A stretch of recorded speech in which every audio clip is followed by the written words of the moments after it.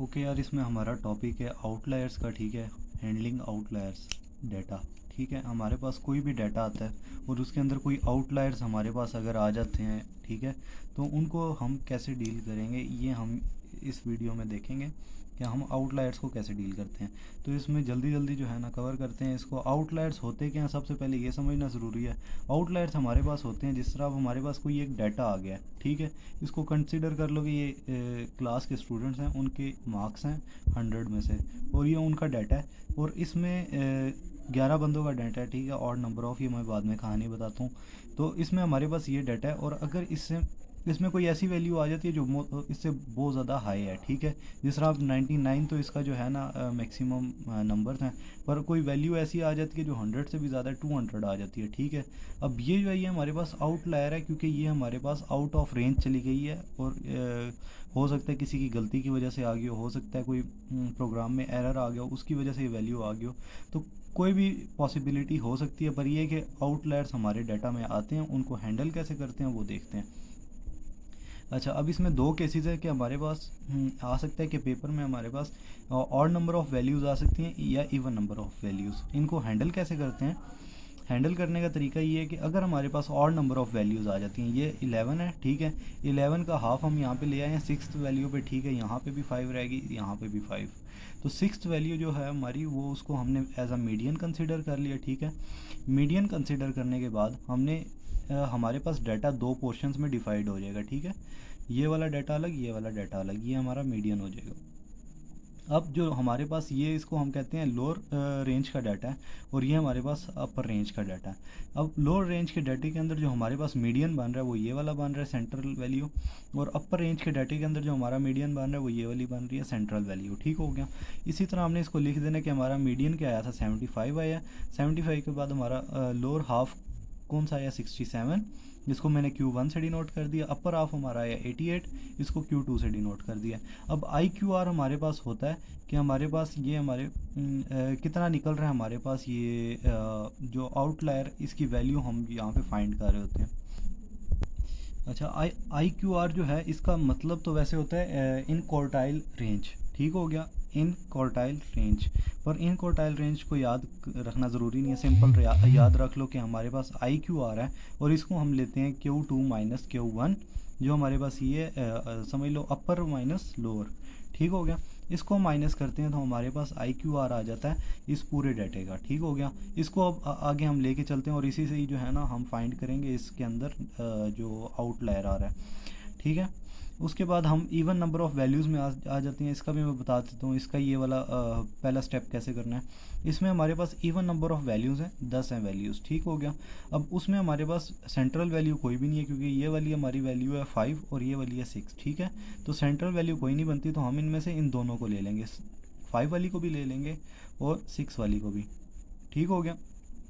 हमने क्या करना है, इन दोनों का ले लेना हमने मीडियन, 25 प्लस 28 डिवाइडेड बाई 2। अब ये जब हम इसको डिवाइडेड बाई 2 कर देंगे तो हमारे पास मीडियन आ गया क्या, 26.5, इसके दरमियान में आ गया। यहाँ पे हमारे पास क्या आ गया, 26.5, ये हमारा इधर आ गया मीडियन, ठीक है। अब हमारे पास यहाँ से हम इसको अब डिवाइड करेंगे, ये हमारे पास लोअर हाफ है, ये हमारे पास अपर हाफ है, ठीक हो गया। सेम उसी तरह हमने लिख देना, इसके अंदर हमारी मीडियम वाली वैल्यू कौन सी है, 20, इसके अंदर है 35, वैसे ही लिख दी, Q1 Q2 से डिनोट कर दिया। IQR हमने फाइंड किया Q2 माइनस Q1, और हमारे पास आ गया 15, ठीक हो गया।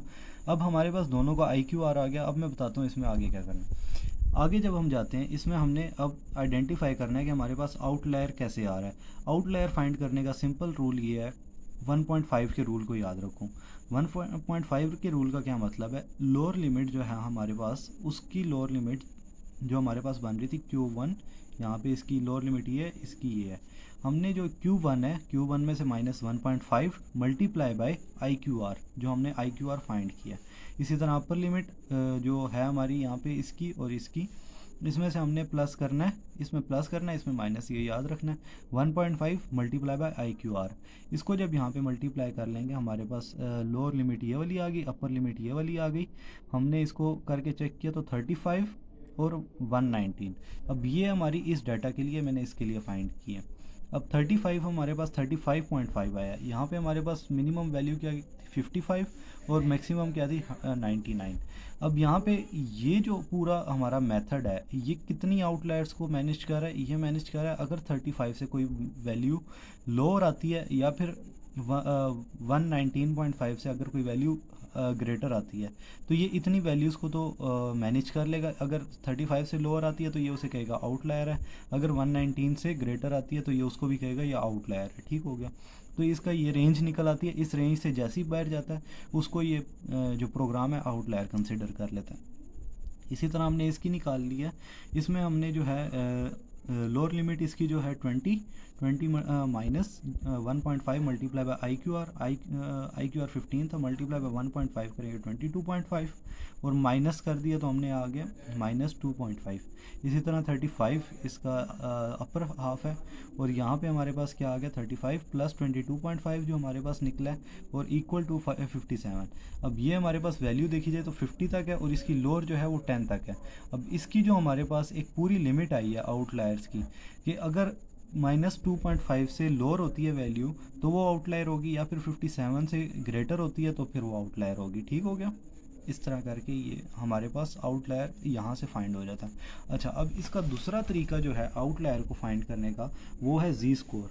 ये जी स्कोर स्केलिंग इसको नहीं समझना, जी स्कोर का मेथड है ये। स्केलिंग मैंने इसलिए कहा है इसको क्योंकि इसमें मैं दो टॉपिक्स कवर कर रहा हूँ, क्योंकि हैंडलिंग आउटलायर्स और स्केलिंग ऑफ डाटा ये दोनों एक ही तरह की मिलती जुलती चीज़ें हैं। तो जी स्कोर मेथड से जो है, जी स्कोर मेथड से हम क्या करते हैं, हम निकाल लेते हैं अपना कि हमारे पास ये आउटलायर फाइंड करते हैं। जी स्कोर मेथड के लिए फार्मूला वो इस्तेमाल होता है जो जी स्कोर स्केलिंग का है। हमारे पास जी स्कोर स्केलिंग का फार्मूला है x माइनस एक्स मीन और स्टैंडर्ड डेविएशन। स्टैंडर्ड डेविएशन का फार्मूला है summation of x minus x mean का whole square divided by number of values. अब यहाँ पे हमारे पास वैल्यूज़ कौन सी आई हैं, मार्क्स आए हैं। ठीक है, अब ये मैंने यहाँ पे दो वैल्यूज़ के साथ इसको टेस्टिंग की है, एक 95 और एक 150 कि इसमें आउटलायर कैसे कंसिडर हो सकता है या नहीं। अच्छा, बहरहाल इसमें हमारे पास हमने क्या किया, सबसे पहले इसका पूरी वैल्यूज़ का मीन निकाल लिया। मीन निकालने का फार्मूला आप सबको पता ही होगा, सब वैल्यूज़ को प्लस कर रहे हैं divided by number of values. ये सब वैल्यूज़ 10 है, ठीक है, इनको प्लस करने के बाद डिवाइडेड बाय किया तो ये 71.3 आ गया, जिसको मैंने गलती से 71.5 करके सारी कैलकुलेशन कर दी और इसकी 76.5 करके। तो इसको थोड़ा सा इग्नोर करना, सिर्फ थोड़े से पॉइंट्स की गलती है, पर ये है कि ये 0.5 करके किया और ये यहाँ पे भी 0.5 करके सारी कैलकुलेशन की है। तो उसी के हिसाब से अब हम चल लेते हैं। x माइनस एक्स मीन हमने कैसे फाइंड करना है, ये हमारे पास x है, इसमें से माइनस करेंगे मीन को तो हमारे पास x माइनस एक्स मीन आ जाएगा, ये हमने फाइंड कर लिया। और ये 150 वाली वैल्यूज़ के लिए दूसरा फाइंड कर लिया। ठीक है, ये मैंने डॉटेड से इसको रिप्लेस किया हुआ, सेपरेट किया हुआ, सॉरी। उसके बाद हमने क्या करना है, हमें फार्मूले में क्या चाहिए, x माइनस एक्स मीन का होल स्क्वायर। तो होल स्क्वायर हमने फाइंड कर लिए, जो हमारे पास वैल्यूज़ आई हैं इन सब का हमने स्क्वायर फाइंड करते जाना है। ठीक हो गया, स्क्वायर फाइंड करने के बाद नीचे हमने इनको सम अप कर लेना है और सम अप करने के लिए अभी हमारे पास पुट करने के लिए तैयार हो गई हैं वैल्यूज़। स्टैंडर्ड डेविएशन के लिए हमें सबसे पहले क्या करना है, यहाँ पर हमारे पास है summation of x minus x mean का whole square divided by n। x minus x mean का होल स्क्वायर फाइंड कर लिया। अब हमारे पास क्या है, इसका समेशन भी हमने यहाँ पे नीचे कर लिया, तो इसे फार्मूले में पुट करेंगे डायरेक्ट और इसकी स्टैंडर्ड डेविएशन हमारे पास क्या आ गई 11.5। जी स्कोर में पुट करेंगे, हम इसको चेक करें कि ये हमारे पास आउटलायर है कि नहीं। आउटलायर इसको चेक करने की 95 की है और आगे हमारे पास क्या आ गया 71। हमारे पास क्या था मीन, क्योंकि हमारा फार्मूला क्या है x माइनस एक्स मीन, तो हमने क्या रख दिया यहाँ पे 71.5। ठीक हो गया, और उसके बाद डिवाइडेड बाई 11.5 जो कि स्टैंडर्ड डेविएशन है इक्वल टू 2.04। अब इसको याद रखना है, बाद में बताता हूँ इसका चक्कर क्या है। अच्छा, अब यहाँ पे इसी तरह इस जो मैंने दूसरी वैल्यूज़ ली हुई थी इनका फाइंड कर लिया है, स्टैंडर्ड डेविएशन ठीक हो गया। और इसकी जो वैल्यू है यहाँ पे 150 को मैंने लिया, ठीक है, 150 यहाँ पे 95 लिया था और यहाँ पे 150 लिया है और माइनस किया इसकी मीन से और डिवाइड किया इसके स्टैंडर्ड डेविएशन से। ठीक हो गया, हमारे पास वैल्यू ये वाली आ गई है। ठीक है, और फिर मैंने इसको यहाँ पे क्रॉस किया है, क्रॉस तो नहीं किया, खैर 150 को मैंने इसके अंदर डाल के देखा, जो कि इस पूरी कैलकुलेशन का हिस्सा नहीं था, पर मैंने 150 को डाल के देखा कि अगर मैं 150 को डाटा में डालता हूँ तो क्या मेरे पास आता है। तो मेरे पास वैल्यू आई है 6.8, और मैंने 180 को इस वाले डाटा में डाल के देखा, जो मैंने 150 के साथ पूरा कैलकुलेट किया था उसके अंदर मैंने 180 को डाला है, तो मेरे पास वैल्यू आई है 4.0। ठीक हो गया। अब इसका मतलब क्या है, अब इसका मतलब मैं यहाँ से समझाता हूँ।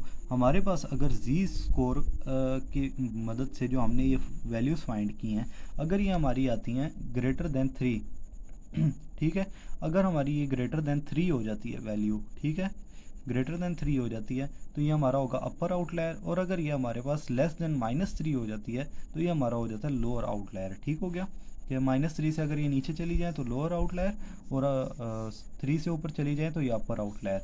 पर ये हमारी दोनों की दोनों जो हैं ये 3 से नीचे आई हैं, तो ये हमारी दोनों मतलब वैल्यूज़ कंसिडरेबल हैं। अब आप सोच रहे होंगे यहाँ पे तो हमने 150 के साथ सारा डाटा कैलकुलेट किया, तो ये कैसे आउटलायर नहीं बनी।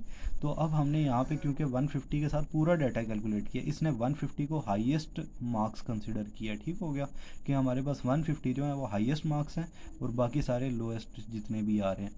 ठीक है, तो इसीलिए जो है इसने यहाँ पे 150 को 2.84 मतलब उसके अंदर ही लेके आया। पर अगर हम इसी जो पूरी कैलकुलेशन है उसके अंदर से एक आउट ऑफ नोवेयर 150 से भी ऊपर एक वैल्यू डालते हैं 180, तो हमारे पास वो कितना दे रहा है 4.0, मतलब 180 जो है हमारे पास आउटलायर है। और इसी तरह अगर हम 95 के साथ जो हमने पूरा डाटा कैलकुलेट किया था उसके अंदर अगर हम ये 150 भी डाल दें, क्योंकि अब यहाँ पे हमने तो 95 मैक्सिमम के साथ कैलकुलेट किया है, तो हमारे पास अगर यहाँ पे हम 150 भी डालते हैं तो 150 के साथ वो क्या दे रहा है 6.8, जो कि हमारे पास बहुत ज़्यादा ग्रेटर आउटलायर है। तो हमारा जो है आउटलायर फाइंड करने का तो तरीका ही है, इसको हम कहते हैं फाइंडिंग ऑफ आउटलायर, कि हमने आउटलायर को आइडेंटिफाई कर लिया, फाइंड कर लिया। ठीक हो गया। अब इसको हैंडल करने के तरीके क्या हैं, इनको हम मतलब कैसे हैंडल कर सकते हैं। तो हैंडल करने के ये 4 तरीके हैं। ठीक है, 4 तरीके। सबसे पहला क्या, रिमूवल।